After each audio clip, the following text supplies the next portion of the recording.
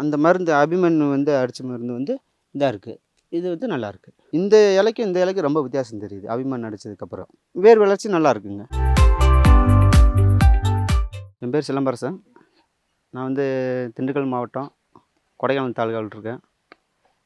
எங்கள் ஊர் வந்து புதுப்புத்தூர். அபிமான் வந்து ஃபேஸ்புக்கில் பார்த்து ஆர்டர் பண்ணி விட்டோம். வந்துருச்சு. கூட இது என்ன பிரச்சனைன்னு கேட்டிங்கன்னா, வேர்ப்புழு அதிகமாக விழும். அது வந்து அபிமான் அடித்தா நல்லாயிருக்குன்னு சொன்னாங்க. அது வந்து தெளிச்சிருக்கேன். நல்லாயிருக்கு. கூடு சூப்பராக இருக்குது. இது வந்து 1 மாதத்து பயிர் 50 கிலோ நடுவு நட்டுருக்கு.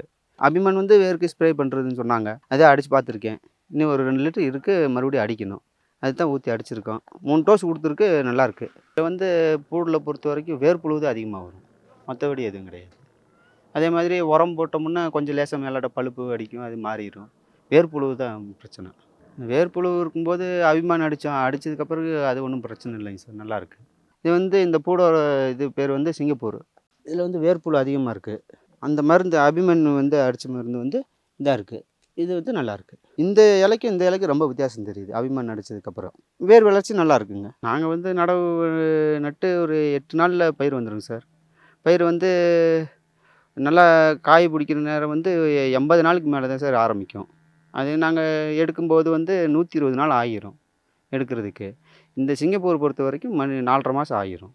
எப்படி 4½ மாதம் ஆகிரும். அதுக்கப்புறம் தான் எடுத்து மார்க்கெட் கொண்டு போவோம். அடுத்து வந்து ஆர்பிக்ஸ்ன்னு சொல்லி ஒரு மருந்து சொல்லியிருக்காங்க. அது வந்து இந்த ஆர்பிக்ஸ் வந்து தண்டு வளர்ச்சிக்கு நல்லாயிருக்கும் அப்படின்னாங்க. அதனால் ஆர்டர் போட்டிருக்கேன்.